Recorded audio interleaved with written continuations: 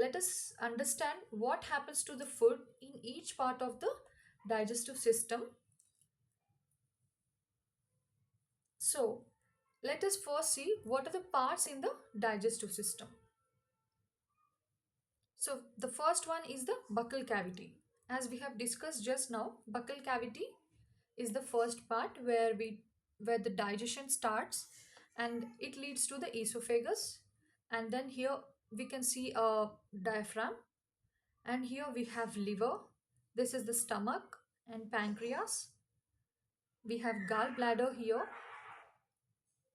and here is the bile duct, and this is the small intestine, large intestine, and this is the anus.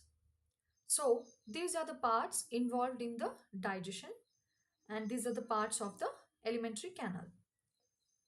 So let me just show you clearly. So this is how parts are aligned, and these are the positions of each and every part. Okay, now let's move to the next step, that is what happens to the food in the buccal cavity. So in the buccal cavity, as you can see, when we chew food particles, it gets mixed up with the enzyme called saliva. So what does this saliva do? This saliva breaks down the starch into sugars. But where is this saliva coming from? Any guesses? From where is this saliva coming? So let us see that in the next step. So if you see, there are certain glands present here. So when we chew or when we take a bite and chew, it gets mixed up with the saliva. So here in this model, you can see from where the saliva is secreted and the location of the salivary glands. As you can see, this is the parotid gland, submandibular gland, and sublingual gland. Now let us see the positioning of these salivary glands. These parotid glands are present just in front of the ear, a little bit below, and the submandibular glands are just present on the either sides of the tongue, both sides of the tongue, and the sublingual gland is present below the jaw. So this is how our salivary glands are positioned in our buccal cavity. And these salivary glands are helpful in the production of saliva. So what happens in the mouth? In mouth, as you can see, when we take a bite and chew it, the food gets mixed up with saliva. So as we have discussed just now, in the mouth, the food particles get mixed up with saliva, wherein the starch is converted into sugars.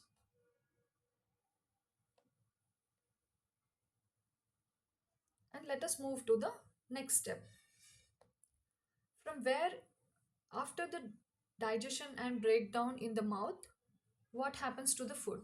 The food enters into the esophagus, or it is also called as food pipe. Okay, esophagus is also called as food pipe. So before entering into the food pipe, we also have windpipe here. So to prevent food entering into the windpipe, we have glottis here, and the covering of glottis is nothing but the epiglottis.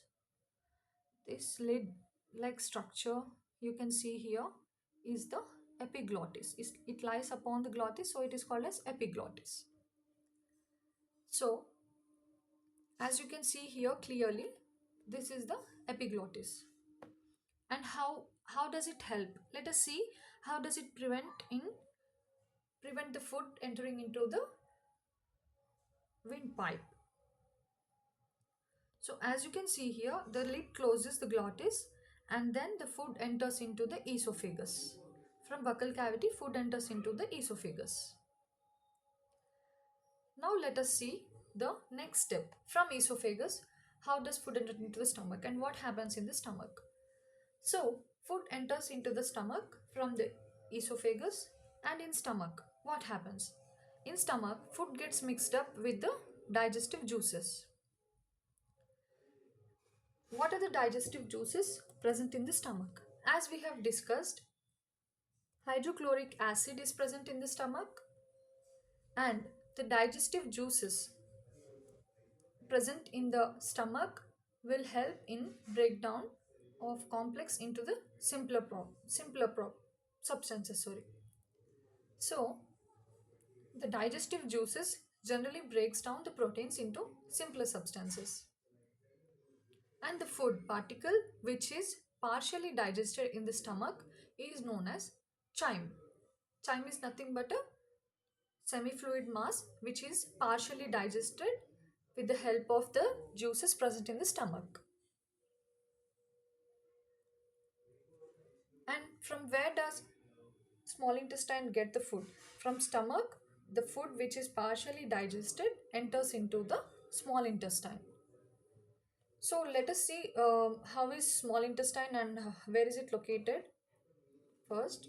So small intestine, as you can see, it is very much coiled, and it is a about 75 meters long structure, and it is highly coiled. So this small intestine receives its secretions from liver and pancreas. Let us see how the secretions work. So as you can see here, the liver and pancreas secretes their juices and releases them into the small intestine. So liver is a reddish brown gland situated in the upper part of the abdomen on the right side, as you can see here. So it secretes bile juice which is stored in the gallbladder, which is a blue colored structure found here, and this releases its secretions into the small intestine. So this bile juice which is secreted by the liver plays an important role in the digestion of fats. And the pancreas, you can see here the yellow colored structure. This is a bit cream color gland located just below the stomach. As you can see here, it is located just below the stomach. And this pancreatic juice acts mainly on the carbohydrates, fats, and the proteins. That means this pancreatic juice breaks down the proteins and carbohydrates. And now let us move to the next step, which is absorption.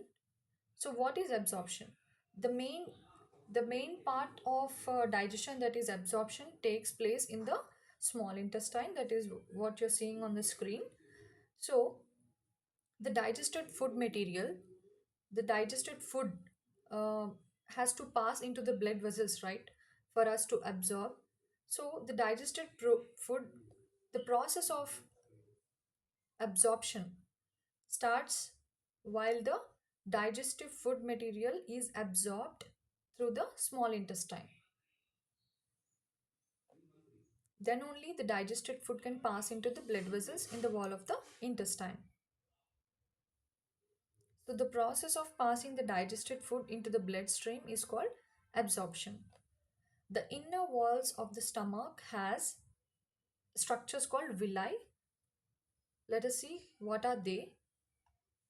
So villi looks like this, and as the secretions from liver and pancreas are released into the small intestine, they are broken down, and this villi these are the structures. These are the finger like projections, outgrowths, which are present in the small intestine. This increases the absorption area for digested food. Also, the main function of this villi is to absorb the digested food.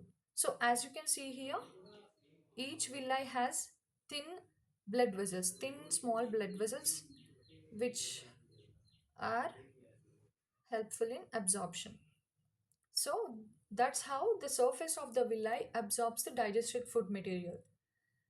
Now, the absorbed substances are transported from the blood vessels to different organs.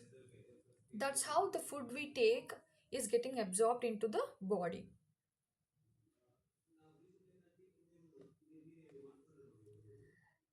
And let us move to the next step, that is assimilation. Transportation of the absorbed substances via the blood vessels. Yes, as you can see here, how does the food get absorbed into the blood?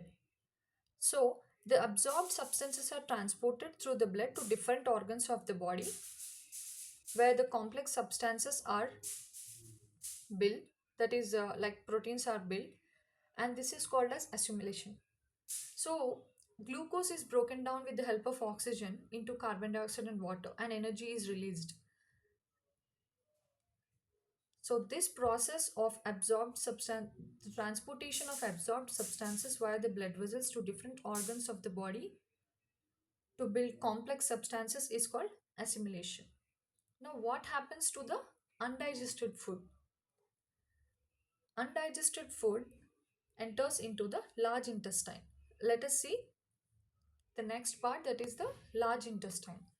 This large intestine, as discussed, this is the wider part and is shorter, and it is about 1.5 meters in length. So, the function of the large intestine is to absorb some water and salts from the whatever the undigested food it has got. So, the remaining waste are passed down into the rectum. The waste material is nothing but the feces. So, the fecal matter is removed through the anus from time to time.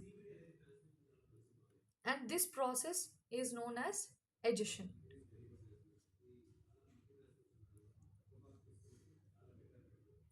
As you can see here, this is the rectum and elimination occurs with the help of anus.